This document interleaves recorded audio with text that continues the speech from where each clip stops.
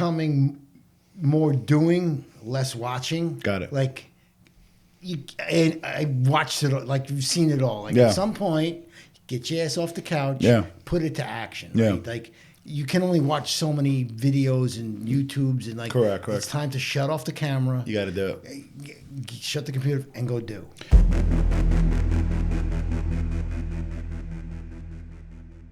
Hello, Tom Levecki here with the latest edition of the New Theory Podcast. We've got a special guest today.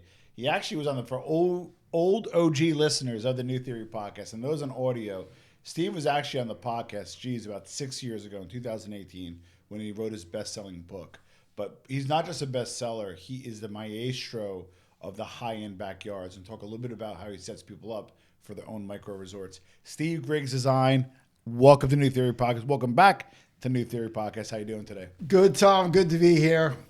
I love the studio. Love the sound guy. Got a lot going on since the first time we did this. Just was basically a phone conversation. So you've definitely stepped up your game. The initial one was on phone, and it was actually like one of those conference call lines. Yeah. And he had a call. Press 1 to go record. No, this is... so we moved up in the world. I love it. Most of the podcasts that I do are the Zoom.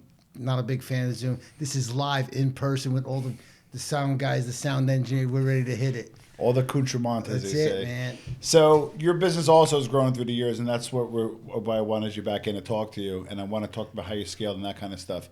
But keep it simple, man. You just sell like really nice shit to rich people. So tell people first what exactly you do. Yeah, really, what I do in a nutshell is I build cool shit for rich people in their backyards, right? I mean, when you boil it down, that's how I do my hiring too. I'm like, listen, you want to be a bus driver for a taxi driver or delivery driver for UPS, or you want to come with me, build cool shit for rich people and change people's lives one backyard at a time. So I love it. That's what we do. I love it. Now, but you, as historically, always done nicer backyards, but you definitely scaled the last few years. Before we kind of get to how you scaled, let's start how Steve Griggs started out. Was it a shovel in a truck? How did you start out? I mean, the story goes, in high school, I had to take one of those aptitude tests, check all the boxes, went to landscape school, got a landscape architect degree, came out, worked for a pool company, and decided I don't want to live somebody else's dream. I can do this. Went off on my own, started my first job. Actually, quick story is yesterday I got a photocopy from my first original job. He goes, "Hey, Griggs, I thought you might like this. I'm cleaning out. I'm moving to Florida. Oh, wow. I found this." Oh, wow. It was like a $20,000 landscape job, and it was typewritten and all, so I thought it was pretty cool. You don't even get out of bed for $20,000 anymore, right? No, it's not true, Tom. Right? It's not true. See, he's a good friend. We're going to have a little fun with them. No, but all joking aside, so you started out kind of guy in a truck, but you kind of glossed over that a little bit, though. You're not just a landscaper, but you're a landscape architect. For those people who may not be familiar with that, can you kind of run through that? So the difference between, when I was growing up and got out of school, they would say, "Oh, Griggs, I need my grass cut," right? I said, "No, I'm sorry, I just cut grass." We design and build the outside. You can design a project, but you have to be able to build a project. Yeah. You have to be able to execute the project. Correct. So the difference between there's a difference between the guy that digs the hole, plants the tree, and tells the people where that tree is supposed to go, the soil conditions, the sunlight, how big does it grow. So there's a whole slew of information you need to know before you even plant that tree. So it's kind of like Abraham Lincoln. If it's prepping for 8 hours, I'm going to sharpen my saw for 7. Absolutely. You have to know you can't, the funniest is when people go to Home Depot, they buy a bunch of plants, bring it home, plant it 3 years later, it grows taller than the house, and you have to redo it anyway. So it's the knowingness where to plant. I always like to say the pen is mightier than the shovel, right? Yeah. I can easily draw a swimming pool on a project. Yeah. It's easier to move it than when we actually dig the hole in the person's backyard. Okay, so you started the business, how did you initially, because you're doing a lot of different stuff now, but how did you get your first 5 clients? It was just referrals. Somebody was willing to take a chance on me. Yeah. I mean, that's really it. That $20,000 job was a commercial job. Yeah. I just got out of college, willing to take the chance. And I guess it's really the knowingness and actually coming across with the attitude, knowing that you can get the job done on time, on budget. Not saying, I think I can do this. I can. Yeah. They have to instill the confidence in that you can execute the project. And on top of that, you mentioned a $20,000 job. Obviously, in the beginning, you made some mistakes. You know, have you made mistakes early on with pricing too high, pricing too low? I still make mistakes. Like it's constant. Yeah. You're dealing with weather, outside conditions, finicky clients. Yeah. It's never ending. Estimating is an art. It's not just throwing a dart at it. Correct. So you kind of understand how that flows and the difficulty of trying to put an accurate price on a job when you never know what's going to happen. Too many outside elements, right? So, but you also have a seasonality to your job being in the Northeast. So how did you when you started scaling and you started growing, how did you do that? Did you plan to scale and then put a plan in place, or you just started working, the phone started ringing a little bit more, and you kind of had to scale? I want to talk about that scaling process and how did you successfully scale? So when you start scaling, I think you have to have the foresight and get your pipeline full, as they say, right? I have to kind of, through sales with your company, and we do some advertising and stuff like that, you have to fill up the pipeline. So the more you have in the pipeline, the more you can pick and choose the proper clients. Good point. When you're first starting out, take what you can. I mean, take what you can. Yep. Now, 40 years later, I can be a little more selective. Correct. And prior to the C word, the C-19, because I don't get demonetized. I actually want people to see this. What was a landscape like, pun intended, prior to C-19, and then what was it like during C-19? So you're talking about how was business before? I want to know what it was like before, and then what was like during. Okay, before, busy. During, busier. After, busiest. Oh, wow. During it, when shit hit the fan, it was like, world's going to come to an end. Yeah. But then it was like, wait a minute. I've had my busiest years since then because, wait a minute, now people got a new lease on life and like, I want to be outside. I want to work from home.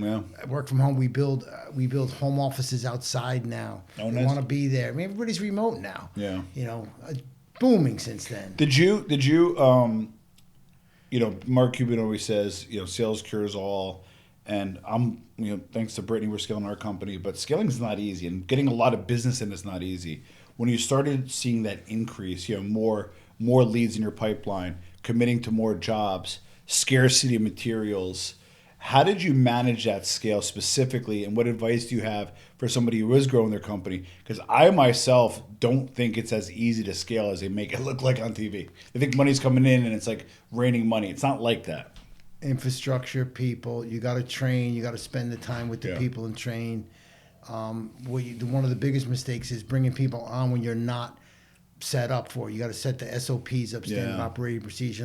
You have to set them up for success. Mike, I hope you're watching. Go. You can't just have them come in and say, here you go. No, you have to. We made mistakes hiring too early. Yeah. Not the right person, the right job, just because the fish rots at the head. Yeah. My mentor always said, the fish rots at the head. You're the guy. You're responsible for everything that goes on. Now, like a sales job, it's easy to, hey, here's your number, you got to hit. In your business, let's say somebody comes on time and stuff, so they do like the hygiene, they're there on time. But how can you tell if somebody's a subpar employee on a job site? How do you in what role? In a labor role, maybe like in a labor role? Yeah. I don't really handle the labor, but I can tell. Okay. I can tell within 3 minutes. I hand them a shovel, tell me to dig a hole for this plant. I'll know right away. Got it. Okay. How about when you have your skilled vendors, your sub pool guy, your what is that? Any different communication. Yeah. Can you communicate? Can you come up with a schedule? Give me a schedule. When you're going to finish. Guys don't like to commit to schedules. Yeah. They like to have an easy out. I try to hold my subs to schedules. Yeah. It keeps everybody. You make more money. Yeah. Everybody makes more money, and the client's happy because they know when you're coming and when you're finishing. So me as a marketer too, because the reason why I wanted to have you on too is I wanted to talk a little bit about how to, if you want to start your own business or if you want to have your own business and grow your own business, that one way to do it is selling a product to wealthy people. And that's what you do in spades. I do it as well. We sell a lot to plastic surgeons. I have a retail business in a wealthy area.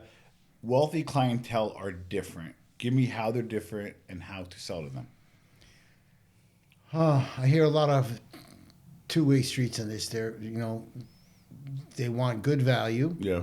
That's why they're in the position the way they got to be. They don't like to get Correct. ripped off. Treat them fairly. Yeah. They're 99% of the time, they're busy people. Yep. They don't want to deal with the bullshit. Correct. Give me the job done. on time, on budget, Yeah. and they do not want to hear your personal excuses and your stories. Yeah. And I know maybe it's a general question. They want value. Are they generally on the frugal side, or you have to provide value what their value is, or opposite? If you save them time and money, you'll be rewarded. How do you price and how do you deal with on the financial They side? usually they know good product, right? Yeah. They know the difference between a sloppy product and a good product, and they don't mind spending the extra money for the good product if it'll last longer and less maintenance. You know, there's all different. They see the value in a properly designed landscape using the proper material. My motto is do it once, do it right, right? Like if you're gonna do it once and it's done. So the other part is, and I've been following over the years. We're friends. We do some business together. But you also kind of change, and it might have been adaptive to the C19, is you had really nice backyards before. Don't get me wrong. You always put up a beautiful pool. You put up a nice fire pit. But you're stepping up your game lately. You're talking like outdoor kitchens. You said outdoor offices, koi ponds. Like, what are some of the trends you're seeing and some of the stuff that you've been doing that's maybe a little different than the rest? So, like with the internet, that's really helped out because people do on Pinterest and they look at the Instagram and they see some of the. Every project should have either fire or water, right? So that creates a focal point for people to gathering. I mean, think about it. The caveman in the caves sat around the fire telling stories. It's a very nice congregation area, right? Yeah. So either it's a little trickling pond or sound of water. Sometimes we have both. Fire pits are big, outdoor heaters. The idea is to extend the season outside, to be outside more. So one of the things that I always said, so again, I deal with like a lot of plastic surgeons, and one surgeon taught me, and I believe it, says, I don't compete with other plastic surgeons. I compete with that Hermes bag. I compete with that Paris trip, right? People have wallet share, right? You're the best at what you do. I don't think you compete with other landscape architects. What are some of the things that you compete with your clients? Is it a safari trip? Is it a second home? What are some of the things that people say, hey, do I want this maybe $250,000 backyard? Or what are some of the things that you compete with at a comparable expense? I mean, listen, you can if you're toss up between the safari and my backyard, it's very simple. No. Or safari or the second home. So basically, my job is when you walk in your backyard, you feel like you're somewhere else, right? Yeah. You feel like you're on vacation. So basically, you don't have to go anywhere else, right? Yeah. That's when we coined the term micro resort, Yeah, what'd you right? Right, you know, that you came up with, where, you know, they can basically go outside and turn it into their own little resort. Yeah, Those I are like for certain people. I like that. So okay. So the other part is, and I like to talk numbers and economics, right? And it's okay to flex. It's okay that you do well, and it's okay that you have nicer backyards. But what's like a starter backyard, like 75? I know. Let's say I got a 3,000 square foot house. I'm on an acre of land in New Jersey, Westchester, whatever. I want a decent backyard, okay pool. What's kind of like the C class of the Mercedes line? What are you looking at that money-wise, roughly? I mean, it really depends on the value of the property. Well, that's what I was going to ask you. Typically, it's like they say approximately 10% should go to the outside. Right? Got it. It depends. You start adding pools and so we can go over the numbers. Yeah. Swimming pool starts at $100,000. Yeah, I was gonna say. I don't care what you say. Yeah. Finals 80, pools 100, fire pits 15, spas 15. The numbers, I know the numbers because I just sleep the numbers. That's right? what you do. Yeah. So if you hire a guy and he designs your project and he says it's a $25,000 pool, be cautious, okay? Because the pool is the cheapest part. It's the patio. You have to have a fence. It's the landscaping. And what you don't want to do is get into a contract where they come in, dig a hole, and now we call this the power flip, where now they're in control. You have a giant hole in your backyard and you're stuck. And like, wait, you need this permit, you need this, and this kind of fencing. So you want to be very careful. You want to hire the right person for the right job. So wait a second. I'm actually surprised by that. So your backyards should be roughly 10% of the value of the house? That seems low. It depends. I was thinking closer to 25, 30. It depends. If you stop, a swimming pool's $100,000. So if you have $1 million house, you've already used up the whole thing. That, yeah. Yeah. So I mean, talking about the front of the land, excluding the pool. Let's Got say. it. For like, you know, if you have a $1 million house, spend $100,000. You could put some nice lighting in, some nice planting, some grass. You know, without going crazy. Got it. Maybe a fire pit. And I actually agree with you on kind of the home concept because I have 4 children, And trust me, I'm not one of these guys in the book, but I have a nice house, north of the $1 million home. But when we go on vacation for the week, you're looking at like a $10K a week ticket. And I don't go crazy places. I'm talking Airbnbs, $800 a night or $1,000 a night 'cause I need 4 rooms, food, want some excursions, the usual, right?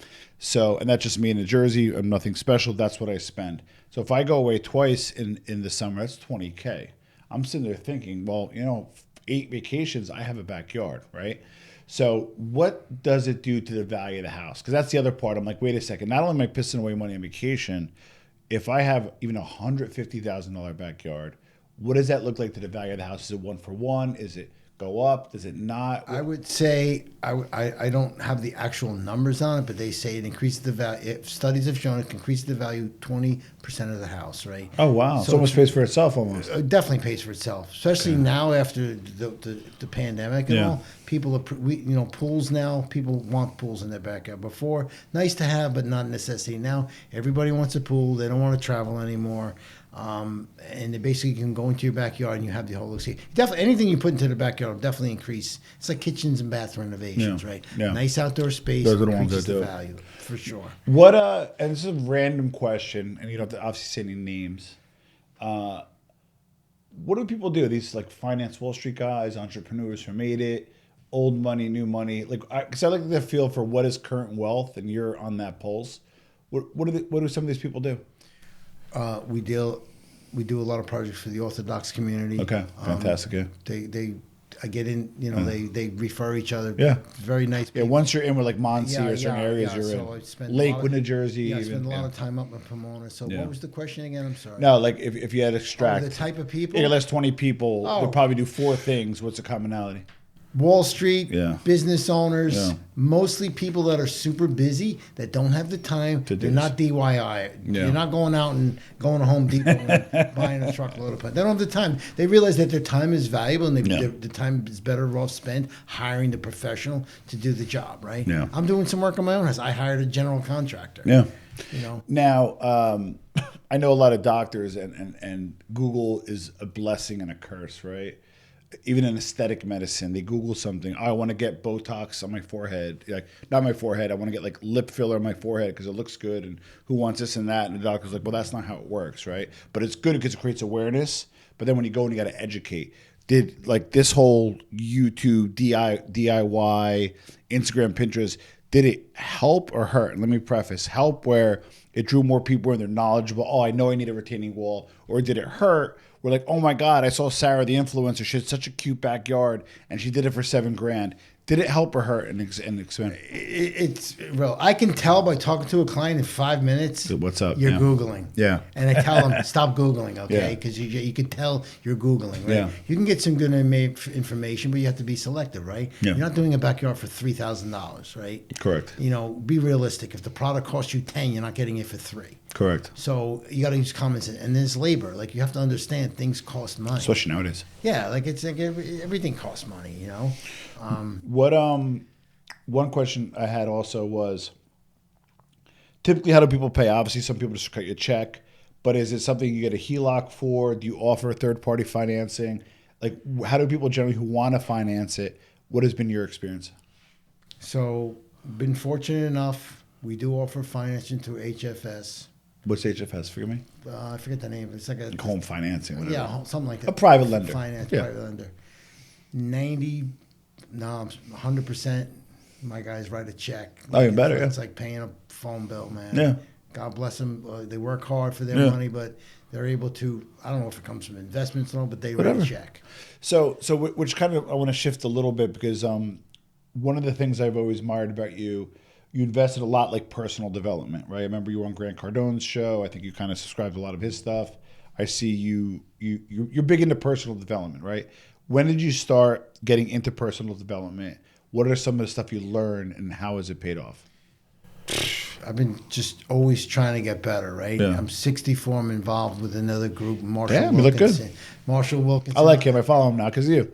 Marshall's a good guy. Yeah. So we meet every morning, 8 o'clock.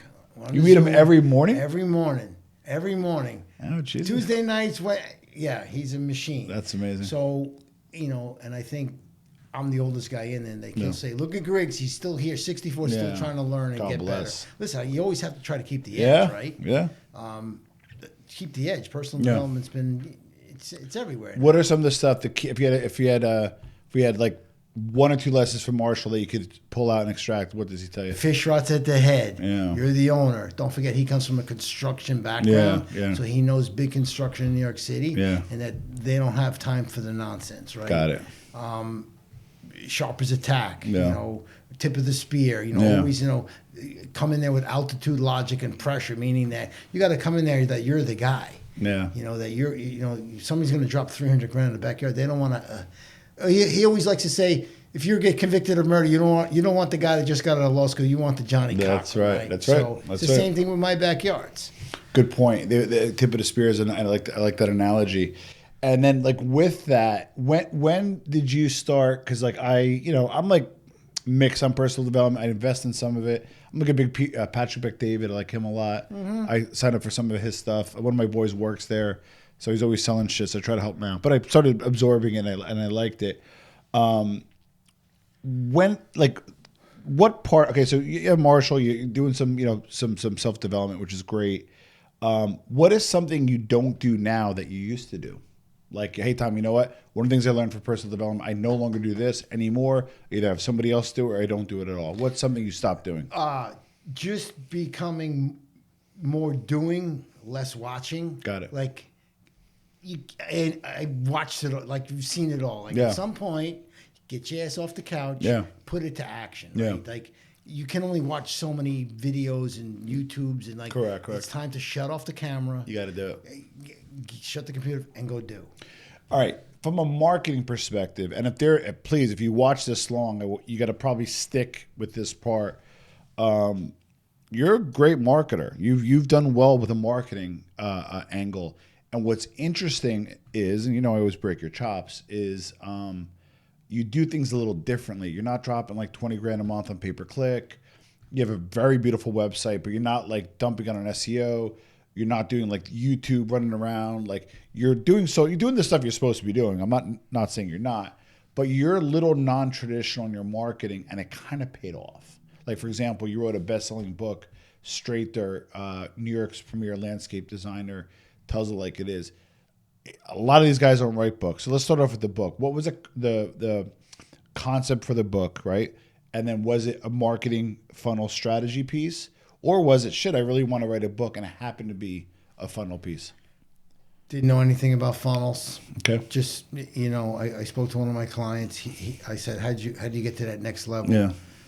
He said, you got to get published, right? Love it. Spoke to Grant, same thing. You got to get published. Yeah. Everybody's repeating the same thing. So I'm like, let's write a book. That's right? awesome. So Grant's in the book. The book is the piece. Right? Yeah. The book's the piece. It's a piece de hardcover book. resistance. But think about it. Like, hey, I don't know who to hire. Yeah. This guy or this guy. Correct.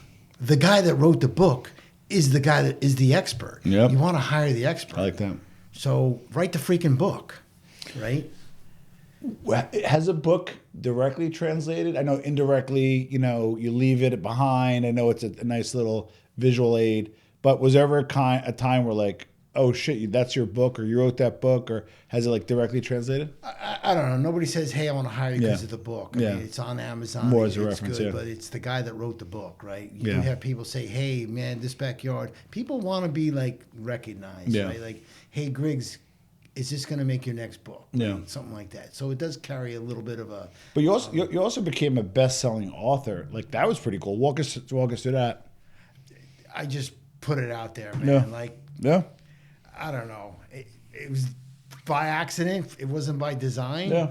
We had a good team. You were part of the team. Yep. We got it all together. It was just part of the team.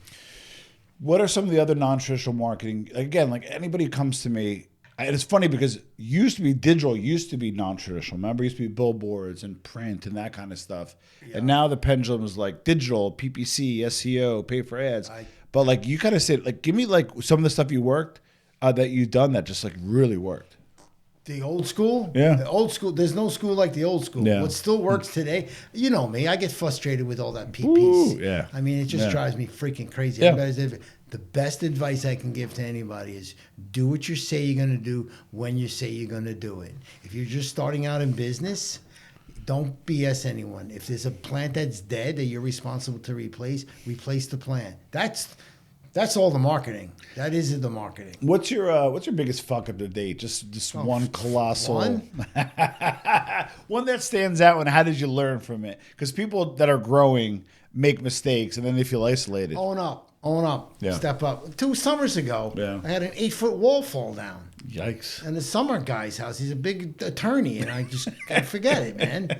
So I called him up and said, hey, may want to stay away for a few days. Yeah. You know, it's been a little situation. Nobody got hurt, so the wall fell, filled up his pool with mud. Had to clean the whole place I remember that. And you sent somebody at your own expense, not only to clean it up, but to replenish me it. $100,000 out of my pocket. Wow. But there's a marketing lesson here, right? I know, but I remember that. It wasn't meant to be a marketing. It was meant to not get sued, right? Yeah. So I had to flip the script, get it fixed up, and that has translated to a few $1 million of work. Anybody can show up on the internet and say, hey, look at my great stuff. Yeah. When shit hits the fan, how are you going to respond? You screwed up. It was an accident. Things happen. It happens to anybody. But you were on social, you owned it, and like I said, the next day, you somehow cleaned it out, and then the next day, this huge truck of water came in. Yeah. You just can't get water like that. How do you get water? In 24 hours, we drained his pool, cleaned up his basement. You could have fixed the pool and all, but we just drained the pool. Yeah. Called up the water truck, came with 3 tanker trucks, filled it up. He was swimming 48 hours later. That's the guy that you want to hire to do your backyard, right? That's the guy. So you're like, I'm just going to get kicked on I'd rather go through insurance or risk getting sued. I'm going to get through kicked. Insurance later. But the usual. What I'm getting at is you got kicked in the nuts to keep him happy. You weren't sitting there thinking marketing. You're like, let me just do the right thing. And that right thing is the thing that you're marketing. Yeah, it wasn't a marketing. No, Correct, it wasn't. It was like, I had to just do my thing. I know you like to read, or I know you like to at least absorb information. Have you heard about Unreasonable Hospitality? Will Guidara? They had 11 Madison Park, was obviously a beautiful restaurant in the city. They were doing doing very well. They worked their ass off to get to number 50 in the world. They said, what do we have to do to be number 1? And they put their team together, heads together, processes, the whole bit, to become number 1 restaurant in the world. For example, there was a couple from France or something, and they were going back to Europe, and he overheard them say, I didn't have a dirty water dog. He sent somebody out. Oh, yeah. And to go get it, he goes, a chef, is a French chef, 5-star Michelin. He goes, can you please make this pretty? And the guy's like, are you kidding me? They made it pretty, and to this day, we're still talking about it. So it's a shit like that you do above and beyond, don't think of it as marketing. Correct. Right? Well, that's a point. It happened to me the other day. It was one of my clients, 5 years ago, we built a beautiful pool. She calls me up and says, hey, Griggs, do you know any fence companies here? My new puppy keeps getting out. Wow. Right? So I'm like, there's nobody's going to come over there to fix your fence. So I picked up some chicken wire and some zip ties, went over there and fixed her fence. Loved it. Yeah, because guys don't we know this because we did another job. Yeah. They don't fix fences. They want to put a new one in. Put a new one in. So I helped her out and ended up getting another job at her summer home out in East Hampton. God bless. So it's about doing the right thing and not just, that's why I'm still doing this, I guess, 40 years later. Now, you never want to overcharge, but let's be transparent. Now, she happened to have a summer home, and some people do, but you're doing something for them that it's one and done, or 5 years later they need a refresh. How does that work? I mean, if you're doing a swimming pool, it's one and done, right? But the landscaping when you're planting is always living and growing and needs trimming and moving some plants around. It's always evolving. It's like when you own a house. It never ends, right? Yeah. But that's why you want to pick the right material, because you want to minimize the maintenance. Correct. And you want stuff to last long. You don't want to use cheap stuff because you'll be just redoing it again in a couple of years, right? Anyway. I get 2 scopes of work, right? I get yours and I get somebody else. And we have a good rapport. Some people are kind of scumbaggy. They do sideways stuff. But I get 2 scopes of work and I look at them, and I'm a reasonable guy. Usually I am in business, right? And I look at yours and I look at theirs, and they're comparable. I'm not saying theirs is better. They're comparable to me as the guy about to cut the check is comparable.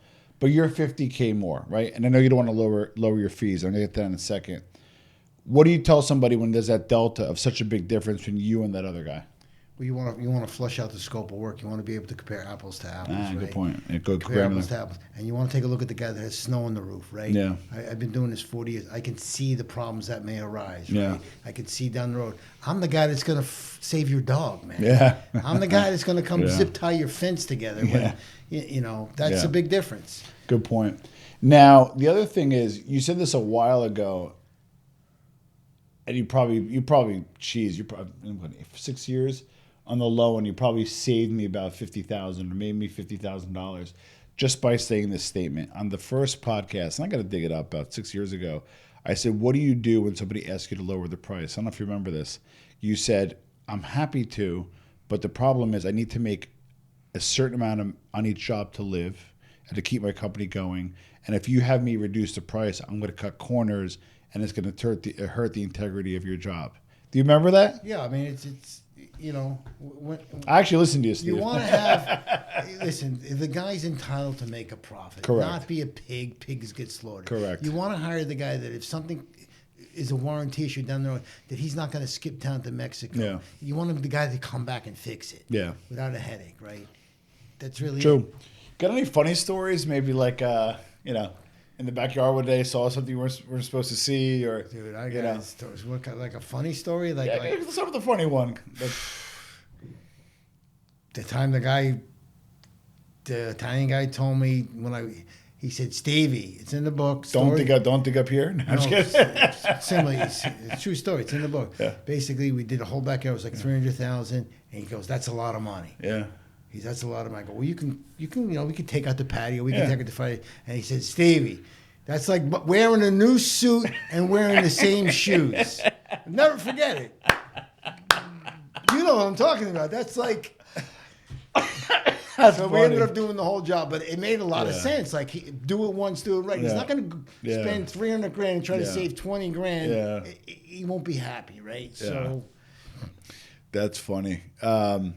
So fast forward to 2024, which we're living in now. So now we're in so at the time of filming, when February 24, busy season. What starts April-ish? It started January 1. What do you do with the just 1. the planning now, right? Planning, designing. Everybody doesn't understand. The design is the most important part of the entire project. Without a good graphical representation of what you're trying to do, you don't know price, you don't know scope, you don't know schedule. So you want to design and getting permits and get all teed up. Got it. You don't want to start this project in May and then be swimming Memorial Day. You won't make it. Good point. And then last time I checked, you've been pretty good about using technology with CADs and all that, the rendering and all that kind of stuff. I don't do it, but I have a team that does it. But that's what I'm saying. You adopt the technology. I mean, basically, I'll create the vision with a piece of paper and a pen. I still do it old school. Then I have a team of people that can make it look pretty and Are they using like AI and VR and all that kind of fun stuff? More 3D renderings, Lumion software, just to make it look realistic. Because you really want to create. You really want to put that person in their backyard. Right? I like that. You want to create the emotion of what you're trying to build there. You're trying to create the vision so they can see and experience the vision in the backyard. One thing I never understood, my brother-in-law is in construction. He does nicer homes. He'll build, $1.5 million home, and it's like wooden steps to like a 10 by 10 patio and nothing else.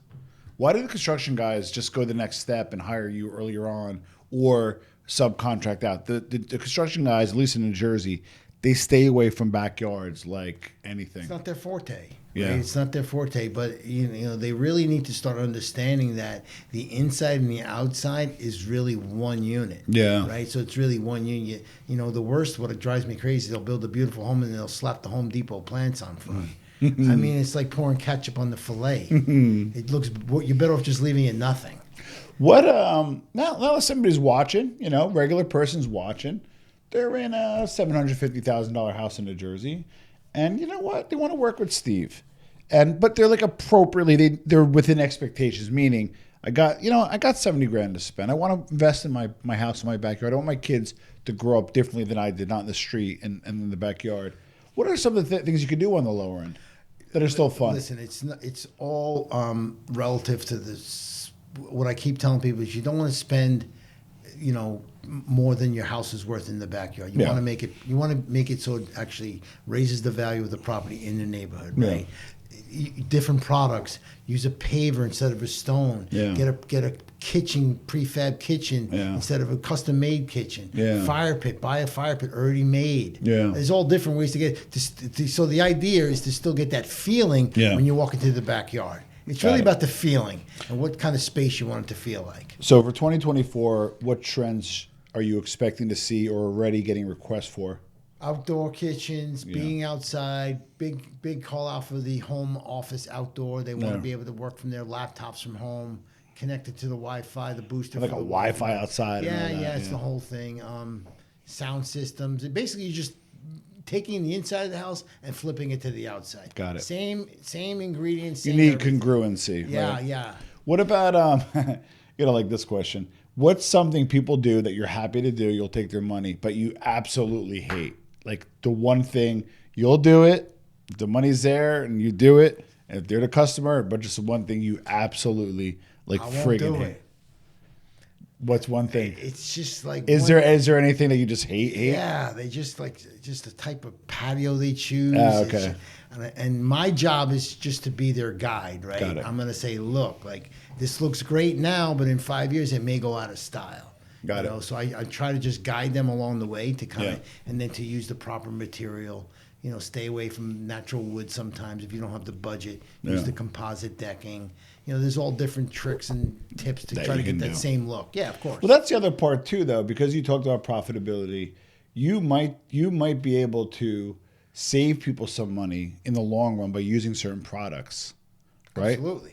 What are some examples of that? Some people are granular. Well, price versus cost, right? Yeah. I always say, price versus. Are you looking at the cheapest price, or are you worried about the cost, right?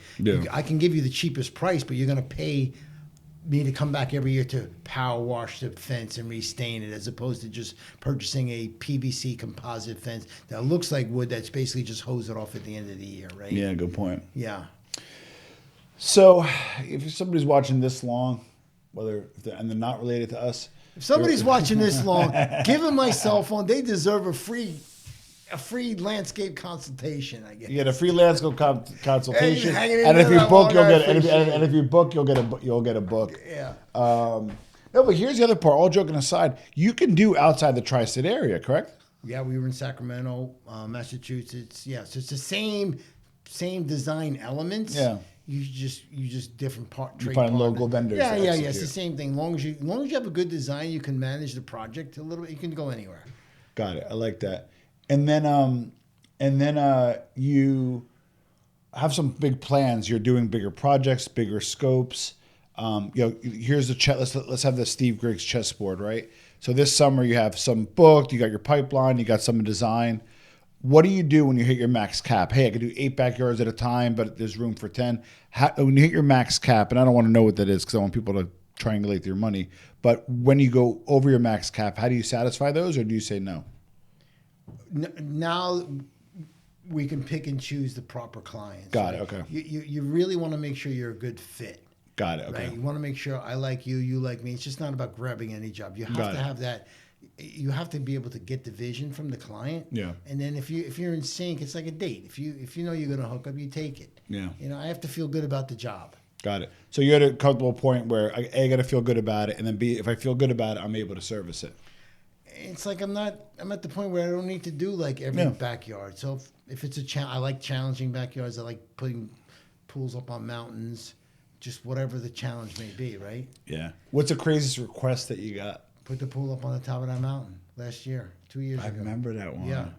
I mean, they call me. Did it take like tons of dirt or something like that? Rock and hammering rock. And, the guy. So at the end of the story is they invited me over at the end of the summer because the husband's a doctor. He didn't know how to swim. At the end of the summer, he knew how to swim. Griggs, you got to come over. You got to see what he wants to show you. God. So there's a lot of rewarding part to the story, to this type of work as well. Right? So you I trust you. I'm the same way. I come from the school as, hey, if it could be done, and I want to do it. If you're willing to pay the freight, we'll do it. Essentially, I am the guy that can do it because I've just been doing it so long. Yeah. A lot of guys say they can put the pool up there, but there's a trick to it. What earlier on in your career, because I want to gear this a little towards the entrepreneur who's starting out, or the guy or gal has their job, who's like, has a great garden, who maybe, like cuts their own lawn on purpose because they geek out about their plants and have the nice shrubbery. Education. What education do you need to get in your space? Is it landscape architecture? Or what? Depends on what you're trying to go for. Okay. If you really want to go for landscape architect, it's a 5-year program. Yeah. You got to sit for a test. But don't forget, when I started out, there was no YouTube. There was none of that. You can basically learn. You're on your own. Yeah. A good tip is, the botanical gardens in New York City offers a very good certification program. Oh, wow. Yeah, that's a very good. If you don't want to go sit in school for 4 years, you want to get the nuts and bolts of it. Great program. And then let's just say, hey, I go through a program, I feel comfortable enough. Maybe even did the schooling. You get a truck and a shovel. What are like the entry level gigs? Is it shrubbery? What are kind of the entry level stuff? Planting, anything that doesn't need heavy machinery. Yeah. Then you get into you need machinery, something that you can plant some gardens. Hey, start it even with a container garden. Yeah. Some flower pots even. I know people that make a lot of money just planting flower pots. What scared you the most when you started this venture back then? What scared me? Yeah. I don't know, man. Just Everything. there is no fear. Like, how about now? If there's one, oh yeah, fear. Yeah, when I'm married and have 2 kids, and my car got repossessed in 2008, and they took the car seats out of the back. That's pretty freaking scary. What about now? What kind of keeps you up at night, if anything? Just I sleep good, man. Yeah, I sleep good. Right? Like, that's awesome. I gotta sleep good. Yeah. You got I don't know. It's just I'm not doing heart surgery or brain surgery. I'm doing your backyard, right? So I'm not on call 24/7. It's not. It is what it is. Okay, so you're not going to make the Memorial Day barbecue. Just do it. Just get it done and do it right? Yeah. How did you manage during the C-19 when there was a lot of product shortages? You couldn't get dirt. You couldn't find people. How did you manage through that? It was a struggle for everybody, right? It was a little frustrating. Work's pouring in. Yeah. You can't get anything. That's when we started the fence company. Yeah. Couldn't get any product. You just make changes, and people were very patient, and they just kind of work with you. It was just all over, right? Okay, so happened to me once in the website space, maybe twice, but it probably happened more often for you, where you put together like a project scope, right? A estimate. And let's just say it's a 8-month gig or whatever, longer gig, or even whatever it is, right? But then the climate changed dramatically, where costs go way up 3-4-fold during the actual job. That dramatically increases the price. Do you eat it? Do you go back to them? Do you have something in writing that says, hey, if the wood triples, you got to cover it? Give me maybe one scenario where that happened, and how did you handle it? Just pool equipment went up a lot. Pool heaters you couldn't get. Yeah. I think you need, from a marketing standpoint, you need to address it head on, right? Okay. Hey, I'm just letting you know. I'm not asking for anything. I'm just letting you know, right? 9 out of 10, they would cover the cost because they want it done right. No, they just they don't want to see you get hurt. Yeah. Oh, it's in the contract. You said you're going to honor this price. Like, people have to be fair too, right? Yeah. Now, you're one man, but you grew. How do you train people on your staff that work for you and with you to be Steve Griggs? Or do you still struggle with being kind of a one-man show on the design side? No, we have a pretty good staff now, but it's still my vision. Clients want to see me. Yeah. We have a good support staff. What was the question as far as... Because I always in the past, I know one of your struggles in the past, which you overcame, was I need to replicate myself. I need a good right hand. I need a good junior designer. I need a good project manager. I need a good on-site manager. So I know that was historically a struggle for you. So how did you kind of overcome that? Just basically like learning to be able to grow and be able to scale and be able to delegate that, right? Because you can't do everything yourself, right? Yeah, correct. That's really been the secret. Interesting. So we're going to be concluding soon. What question didn't I ask that maybe you wanted me to ask you? Steve, why are you different? Good question. Why are you different, man? Like there's a lot of landscapers. Like my nephew's a landscaper. Anybody can dig a hole. Yeah. I think when asked that question is, when I was talking to my social media person, I told her about the dog story and the people swimming. I don't think anything of it. I really don't. Yeah. I don't know, man. I just didn't think anything of it. I didn't think it was any special. I didn't do it for any reason. It's just what I do, right? I couldn't let the dog get out and get hit by a car, but I didn't have to go over there and do that. I just do it because I do it, right? Yeah. I'm different in that way because I care and I stay with you the whole time. They're calling me 5 years later, to do certain jobs later. I guess that's what the longevity of it is. You don't really realize it when they keep calling you back or they keep asking you, do you know this person? Do you know someone who can paint my house? I mean, it's basically just trust. It's about trust. It's trust. Now, in the tri-state area, it's pretty easy. You can do on-site if you need to. I know you have different options. If somebody's outside the area, what is it? A Zoom call, FaceTime? What does it that look like? A consultation? I see that a lot online. A lot of these guys can pop on the Zoom for $300. I gotta go see the site. Yeah. I flew to Sacramento. Yeah. He said, you're going to really come out here? I need to see the site because there's different, you need to put, we call it boots on the ground. Of course. I need to walk the site to see the environment. That's cool. You can't get the feeling on a Zoom call. No way. Wow. That's interesting. I didn't know you went to Sacramento and actually flew out there. So that's pretty cool. So if anybody wants to set up a consult, it's SteveGriggsDesign.com. I'm going to put a link below. Steve's going to give you a free book. Thank me for it. We'll give you a digital version if you want. I'm fine. You can.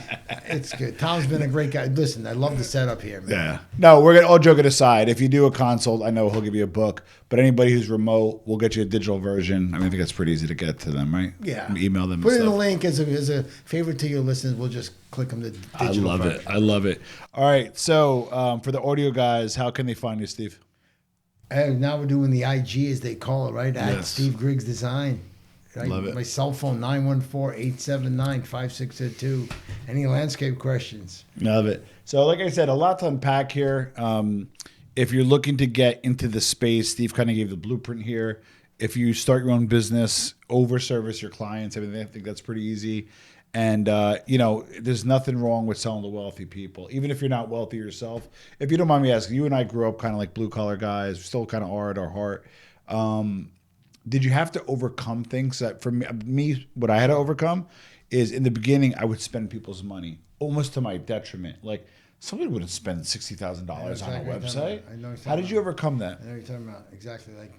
Like that middle class, scarcity mentality. Yeah, like my father was a union construction worker in New York City. The thought is mind blowing the way they can write a check like paying a phone bill for your backyard. Yeah. And, it's like, it's an insecurity, right? That's a whole nother podcast. Yeah. You feel like imposter syndrome. Like, am I not worth it? I even feel funny asking for a design fee, man. Yeah. It's who's going to pay me for my it's weird, but that's part of the whole. Yeah.